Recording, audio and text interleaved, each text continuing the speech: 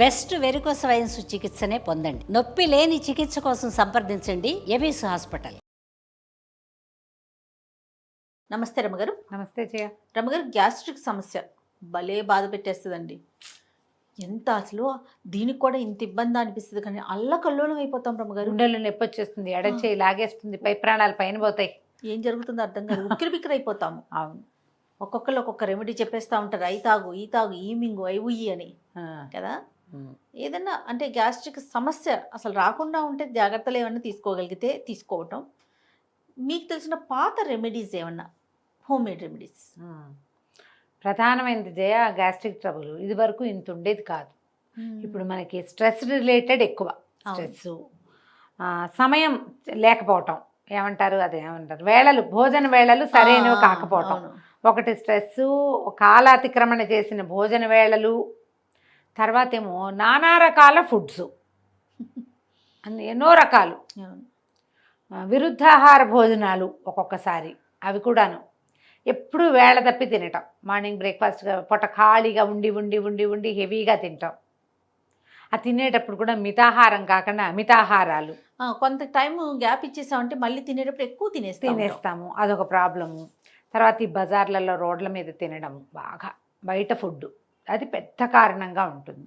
స్ట్రెస్ని మనం ఏం చేయలేం. మన ఉద్యోగపు వేళలను బట్టి మన భోజన వేళలు ఉంటాయి.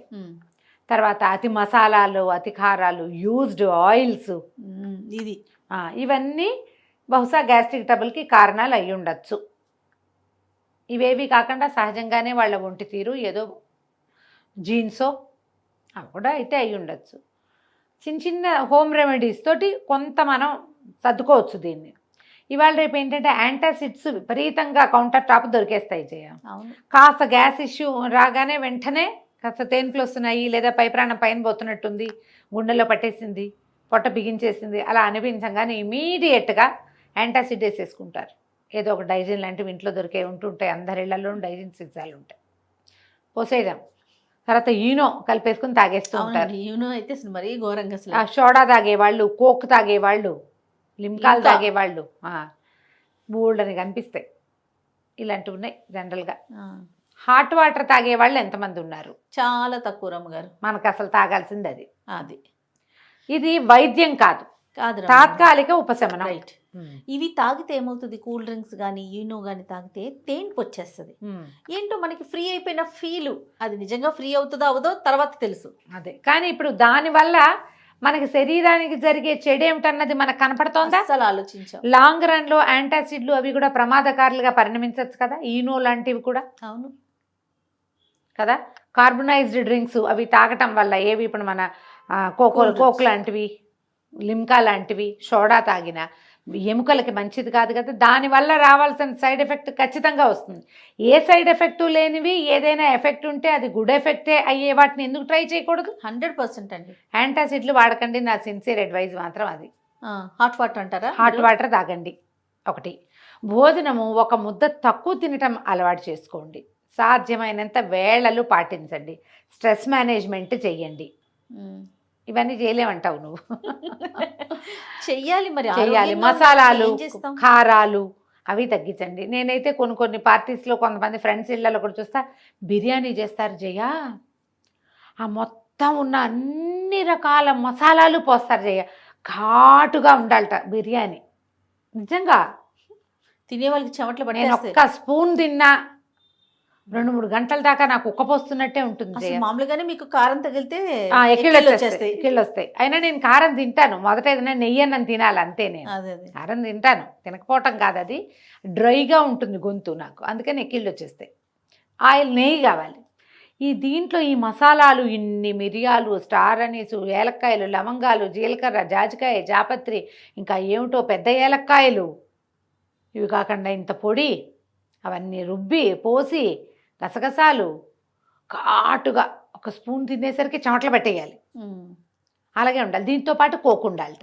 ఓయమ్మ, బిర్యానీ తింటే ఖచ్చితంగా కోక్ తాగుతారు అమ్మగారు, ఎందుకంటే అది హెవీగా ఉంటుంది కాబట్టి. చక్కగా లైట్గా చేసుకోండి, హాయిగా. లైట్గా ఎందుకు చేసుకోకూడదు? అవును, అదే కరెక్టు అని ఎందుకు అనుకుంటాం? ఇది అలవాటు చేసుకుని ఇది కూడా కరెక్టే.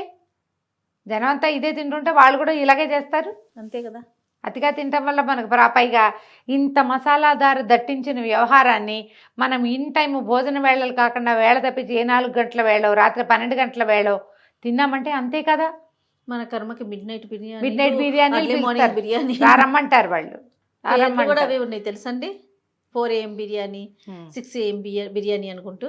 తర్వాత మీ ఆరోగ్యానికి వాడెవ్వడు గ్యారంటీ ఇవ్వడు నాయన. మీ బతుకు మీరే బతకాలి, మీ పొట్టలో మంటని మీరే మోసుకోవాలి, మీరే మందులు వేసుకోవాలి. ఏదైనా తప్పి తగిలి మన కర్మగాలి పెద్ద జబ్బు వచ్చిందంటే బతుకంతా తిండికి వటించి ఉండాలి, ఏమీ తినకుండా. ఎందుకు చెప్పుకోవాలా?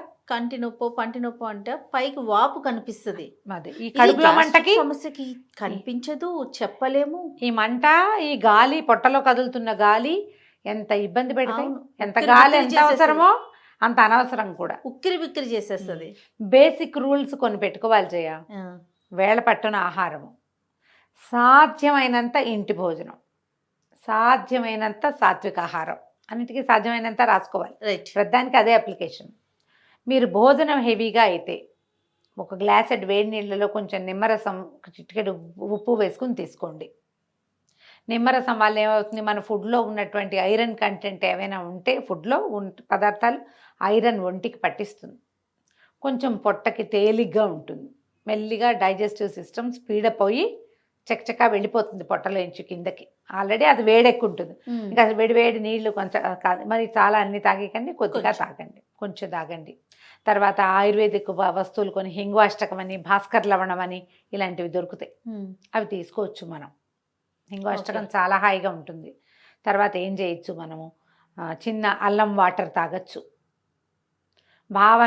అల్లం భావన చేయటం అంటే నిమ్మరసంలో అల్లము జీలకర్ర కొంచెం నానబెట్టి ఎండబెడతారు.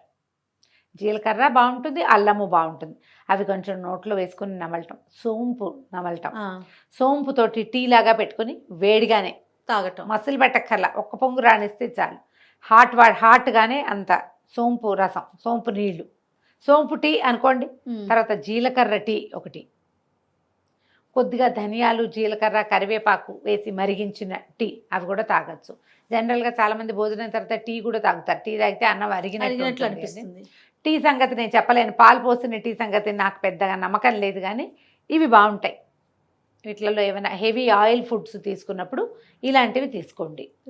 తాంబూలం వేసుకోవటం ఒక పద్ధతి, అది దానివల్ల కూడా అన్నం అరుగుదలకు వస్తుంది ఎంతో కొంత. చాలా ముఖ్యమైనది ఏంటంటే వేళ తప్పి భోజనాలు చేయొద్దు. ఇవి తాత్కాలిక ఉపశమనాలు మాత్రమే, వైద్యాలు కాదు. నేను చెప్పినవి ఆ పూట. ఇవాళ తాగిన సోంపు టీ రేపు మిమ్మల్ని రక్షిస్తుందని నమ్మకండి. మీకు డాక్టర్ అవసరం ఉంటుంది. ఇప్పుడు వారంలో 1-2 సార్లు ఇలా అనిపించింది అనుకో పర్వాలా. మీకు రోజు ఇలాగే అనిపిస్తుంటే చాలా తీవ్రంగా డాక్టర్ అవసరంలో ఉన్నట్టు. మీరు హాస్పిటల్కి వెళ్ళాలి, డాక్టర్ని చూడండి, ఏదైనా వేసుకోండి. మీకు సూట్ కానిది ఏదో వాళ్ళు ఏదైనా ఒక చెప్తారు, ఇవి చేయండి, ఇవి చేయొద్దని. డూస్ అండ్ డోంట్స్ని ఖచ్చితంగా ఫాలో అవ్వండి. జీవిత గమనం కుంటుపడిపోతుంది జయ. అవునండి. ఇప్పుడు మధ్యాహ్నం భోజనం చేస్తే ఇంకా రాత్రి దాకా ఆకలేదు, ఏమీ తినలేరు, తినకుండా పడుకుంటే నీరసం వస్తుంది, మర్నాటి పొద్దున పని చేయలేము, ఎంత ఇది పోయింది, సిస్టమే దెబ్బతినేస్తుంది కదా. ఆ సిస్టమ్ దెబ్బతినేంత వరకు వెళ్ళొద్దు అసలు. కొంచెం ప్రెగ్నెన్సీలో ఉన్నప్పుడు ఈ ఇష్యూ ఉంటుంది, పొట్ట పైకి పెరుగుతూ ఉంటుందిగా, పెరిగేసరికల్లా వీళ్ళకి అన్నం తినలేరు, అరుగుదలకి రాదు, తేన్పులు, చాలా బాధపడుతుంటారు. ఓకే, తర్వాత మళ్ళీ లేట్ 30s నుంచి స్టార్ట్ అవుతుంది ఆడకి మొక్కి ఎవరికైనా కూడా. మెనోపాజ్ వల్ల కూడా ఇలాంటి సమస్య రావచ్చు. కొంతమందికి PMS పీరియడ్స్కి ముందు ఈ సమస్య కనపడుతుంది. 40 వచ్చాక అందరికీ కనిపిస్తుంది. అన్నం తిని కూర్చొని పనిచేసే వాళ్ళకి ఈ ప్రాబ్లం రావచ్చు. మీరు ఎక్సర్సైజ్ ఉంచుకోండి అవసరం. భోజనానికి ఒక సరైన విధానం, ఇవాళ ఇది తిన్నాము, రేపు చైనీస్ తిన్నాము, ఎల్లుండి ఏమిటో తిన్నాము, కాంటినెంటల్ ఫుడ్ తింటాము, ఇట్లా పెట్టుకోకండి. ఏదైనా కొత్త ఫుడ్ నెలకు 1 సారి లేదా 2 సార్లు, అంతకంటే చెయ్యొద్దు. మరి అవన్నీ ఎలా తింటామండి అంటే ఇక మరి ఏం చేస్తాం, మనం చేయగలిగేది ఏముంది? ఆరోగ్యమే మహాభాగ్యం కదా. కదా, అంతే కదా. ఇది ఆలోచించండి. తర్వాత ఏంటంటే మనకి పొట్టలో గాలి బంధించినట్టుంటే మనం బొడ్డు చుట్టూతా క్లాక్ వైజ్ మసాజ్ చేసుకుంటే కొంచెం 2-3 తేన్పులు వచ్చేస్తాయి. అప్పుడు కూడా కొంచెం బెటర్ అనిపిస్తుంది. మీరు మీ విధానాన్ని బట్టి మీకు ఏది సూట్ అవుతుందో చూసుకోండి. హాట్ వాటర్ సూట్ అవుతుందా, లెమన్ వాటర్ సూట్ అవుతుందా, జీరా వాటర్ బాగుందా, సోంపు వాటర్ బాగుందా, ఏవి బాగున్నాయో చూసుకుని వాటి వైపుకి వెళ్ళండి. రైట్. డాక్టర్ని మాత్రం డెఫినెట్గా కలవాలి. నమస్తే అండి. నమస్తే.